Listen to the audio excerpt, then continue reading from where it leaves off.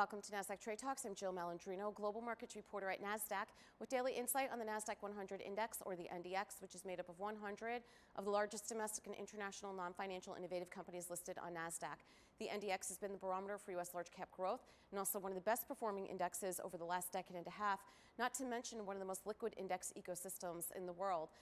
Joining us this Thursday afternoon, we have Chris Dearborn, Managing Director on Nasdaq's Market Intelligence Desk, for an update on technical levels to watch in the Nasdaq-100. And Chris, it's our first time since what, January 2020? It's been a long time.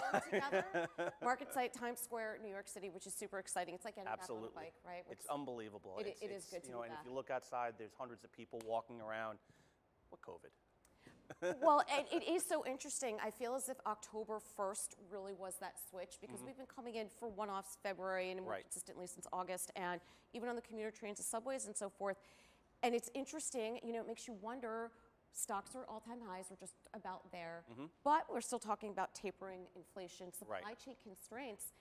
It makes you wonder, I mean, what's holding up this market here? Clearly, consumers have demand if you look outside our window here. Absolutely. You know, yesterday the Fed came out with the announcement on tapering, finally putting it into force, and the markets really took that in stride.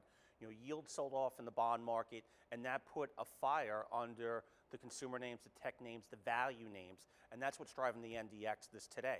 You're seeing not only earnings, which have been strong for the entire week, especially on the big boy names, but you've got a couple of other names like Qualcomm and Nvidia really outperforming well. Qualcomm had great numbers last night, strong outlook.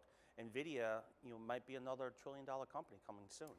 Yes, it's interesting to see, like a Tesla added GM to its market cap every day. Every day. Crazy. Let's, with that said, let's pull up your first chart here off the Bloomberg and take a look at levels to watch in the Nasdaq-100. Absolutely. So we made a new high again today. The NDX keeps moving higher and higher.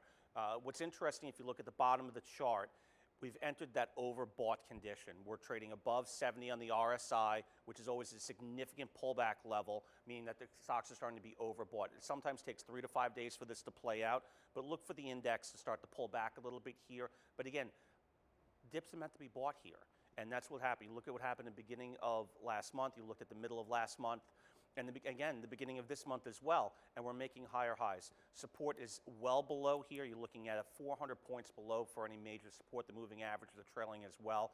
So what you're looking here is supply and demand is definitely out there for the tech and consumer names, the value names, as we mentioned before, and that's what's driving this index today. Right, and if we take a look at your next chart here, to your point, right, what's the number one stock adding to performance? Qualcomm today, no doubt about it. You know, if when you look at the percentage movers and the weighting they have within the index, the winners to losers is obviously skewed to the winners. You got over 60 winners to 40 losers today.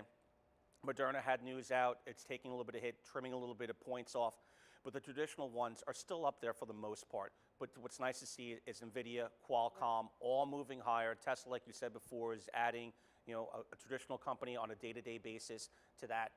And look for this continued strength to happen. This is going to keep moving higher and higher. They're going to keep rotating around. The chip names are doing very, very well today, and look for that to continue for the rest of the week. Right, and to your point before, our top 5 constituents are those heavyweights in the Nasdaq-100, which is why you see the Nasdaq-100 up about 1% or so. Significantly outperforming the Dow Jones Industrial, which is being hurt today, especially on the energy and financial names that are in there, which there are energy names in the Nasdaq-100, but there are no financials by design. Correct. All right, Chris, appreciate the insight as always. Thanks for joining us on Trade Talks. I'm Jill Malandrino, Global Markets Reporter at Nasdaq.